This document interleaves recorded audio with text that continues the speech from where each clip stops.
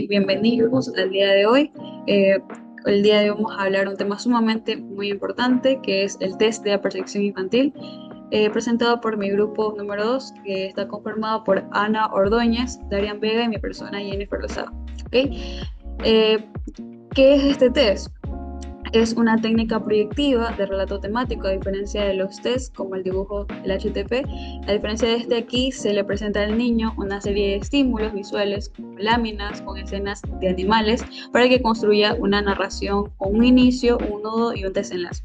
Este test fue publicado en el año 1949, eh, en base a una adaptación del TAT, el test de percepción temática por Murray en 1935, debido a que este test originalmente resultaba demasiado complejo y adulto para la psique infantil. Entonces, el autor de este test de percepción temática es Leopold Beyer y Sonia Sore Beyer. ¿Okay? ¿Para qué sirve? ¿Para qué sirve este test? Su objetivo principal es explorar la dinámica de la personalidad infantil. Específicamente sirve para comprender el sentido de los síntomas que presenta el niño, ya sean miedos, agresividad, dificultades escolares, también para evaluar la estructura de sus relaciones familiares y cómo se posiciona frente a sus padres y hermanos. También nos permite detectar conflictos básicos, ya sean problemas de alimentación, entrenamiento de esfínteres, celos fraternos, miedo a la soledad o curiosidad sexual. Por otra parte, también nos ayuda a conocer, a analizar la fortaleza del yo, ver si el niño es capaz de resolver los problemas de los personajes o si se siente abrumado por la angustia. Por otra parte, la naturaleza de este test es de una técnica predictiva temática. ¿Ok? Muy bien. Eh, este test específicamente está diseñado para niños de 3 a 10 años. Pero ¿por qué se utilizan animales? Bellac sostenía que los niños pequeños se identifican más fácilmente con figuras animales que con figuras humanas, a diferencia del teatro para adultos, lo que facilita la proyección de sus conflictos sin tantas resistencias defensivas. Ahora, muy bien, su enfoque teórico. Su enfoque teórico está en base al fundamento del psicoanálisis y la psicología del yo, que se basa en dos conceptos claves.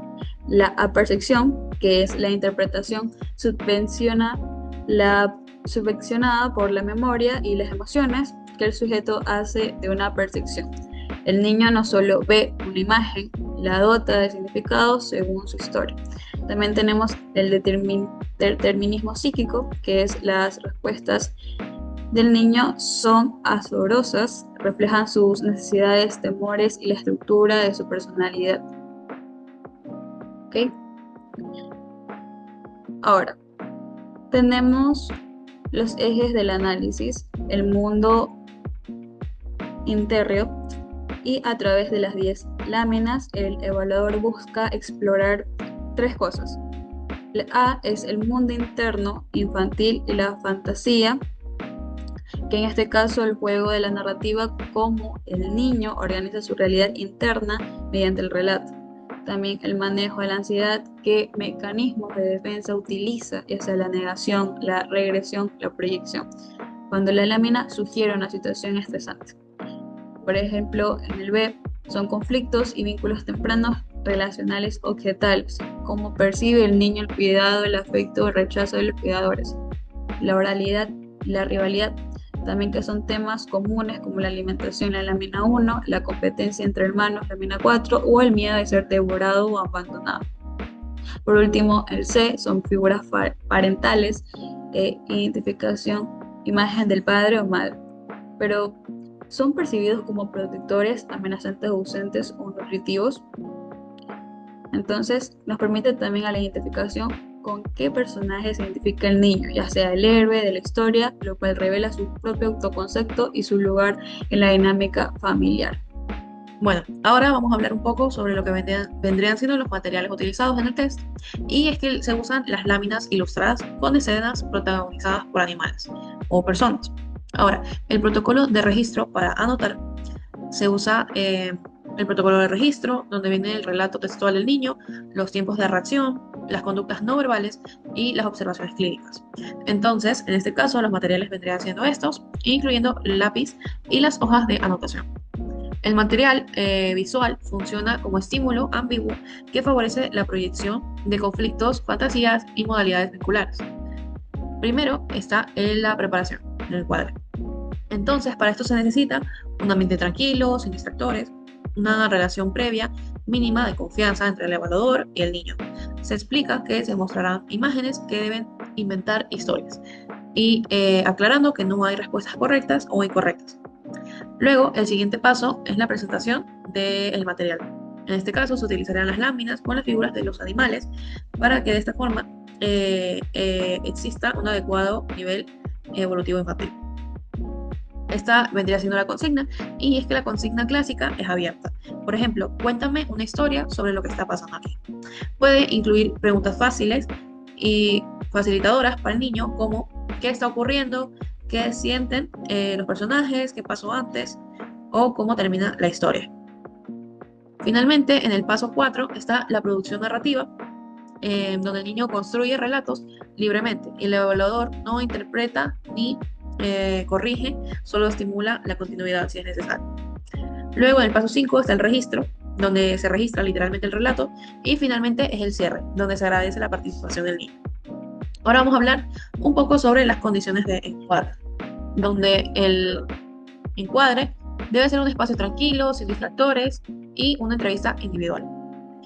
Las consignas incluyen preguntas abiertas, como por ejemplo, te voy a mostrar las láminas, quiero que me cuentes una historia sobre lo que está pasando aquí.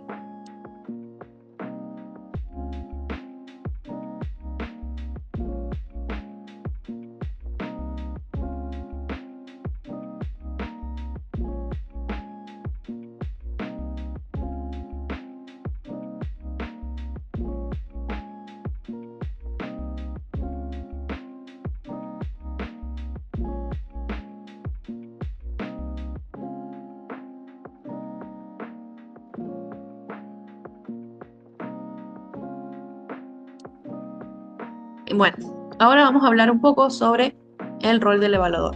Y es que el rol de este es facilitar la producción narrativa, registrar literalmente y conductualmente, no sugerir respuestas, no interpretar al momento, sino más bien sostener el encuadre.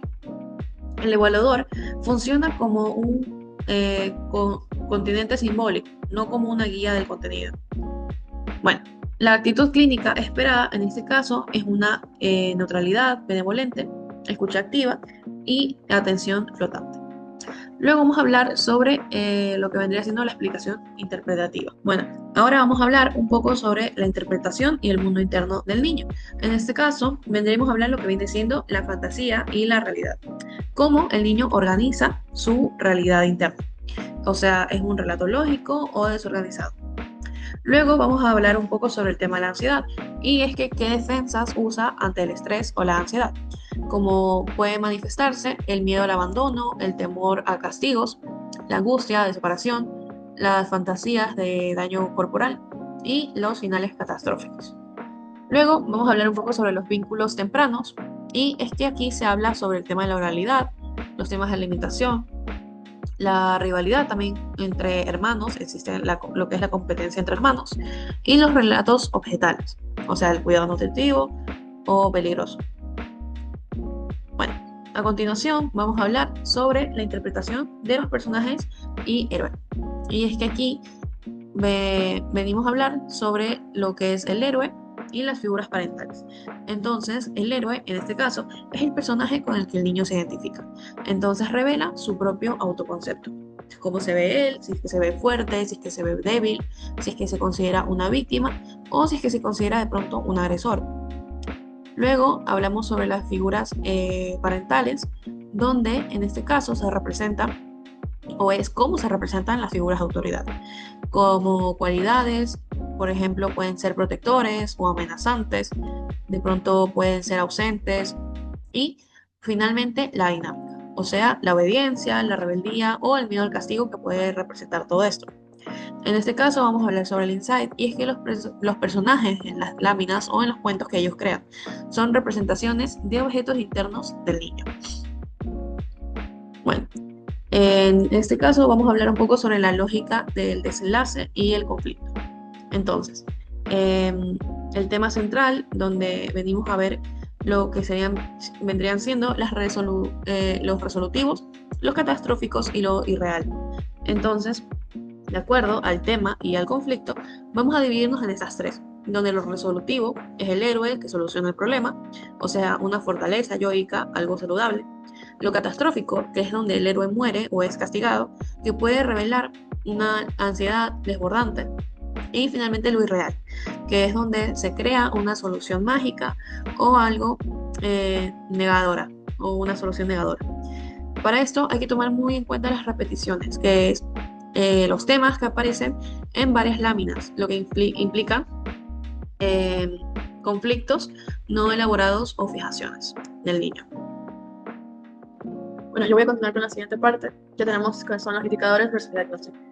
Primero tenemos que los indicadores clínicos, que son observables, los signos directos es la rigidez narrativa, la agresividad desbordada, finales tristes y silenciosos y prolongados.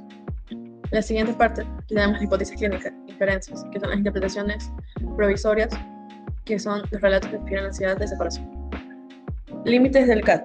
Tenemos tres, que son no diagnóstica por sí solo, como neurosis y psicosis, no mide gravedad ni pronóstico automáticamente, y su valor es la comprensión Ahora continuamos en que el CAT, una de las particularidades que vamos a mencionar, es que es una herramienta fundamental que se utiliza en la percepción de la interpretación significativa que el niño hace en la percepción, para explorar la dinámica de la personalidad infantil. Que tiene ventajas clínicas en el instrumento, que es el acceso directo a los inconscientes, el bypass de defensas verbales, rico material clínico y flexibilidad adaptable. También tiene parte de la universalidad simbólica. Los animales permiten que el niño se identifique independientemente con la estructura familiar, real, cultura o género. Restricciones: subjetividad del evaluador, riesgo del sesgo, influencia cultural y evolutiva y no estandarizado psicométricamente sin puntaje numérico. También la riqueza temática, explorar áreas críticas como la rivalidad, la rivalidad fraterna, la relación con las figuras públicas de autoridad, miedos, hábitos de alimentación y complejo de Edipo. Esto también tiene algunos limitantes, que es la dependencia del desarrollo evolutivo. Los niños muy pequeños, de menores de 3 a 4 años, el relato puede ser muy descriptivo y carecer de narrativa proyectiva. Y la subjetividad del evaluador también, claro, que tener una técnica proyectiva existe el riesgo de que el clínico proyecte sus propios sesgos y no sirva un sistema de análisis riguroso como el de Bellac. Diferencia frente a otros test proyectivos, que a diferencia del TAT para adultos, el CAT sustituye humanos por animales, ya que el Bellac solo son los niños que se identifican fácilmente con ellos. Frente al test de la casa, árbol persona, el HTP, mientras que este de aquí es gráfico y conductual, el TAT-A es temático dinámico, permitiendo devolver una secuencia lógica del pensamiento y el manejo de los discursos. Tipo de casos donde es más pertinente, como ya se mencionó anteriormente, en niños de 3 a 10 años.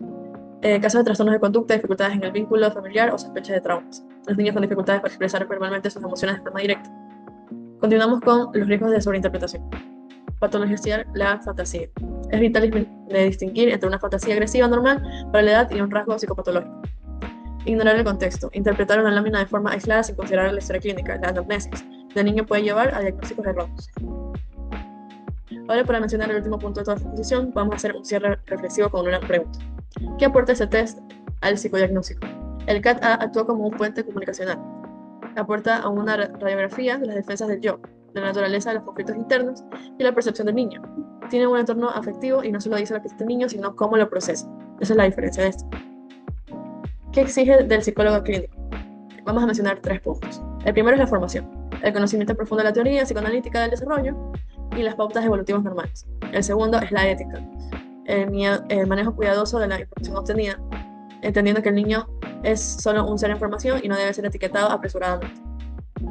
Y la supervisión, que es el tercer punto y último, especialmente en las primeras aplicaciones.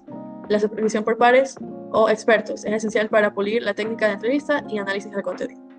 Bueno, hasta aquí llega la exposición del día de hoy. Espero que del contenido que han compartido mis compañeras y mi persona haya sido comprendió de manera correcta. Y bueno, muchas gracias.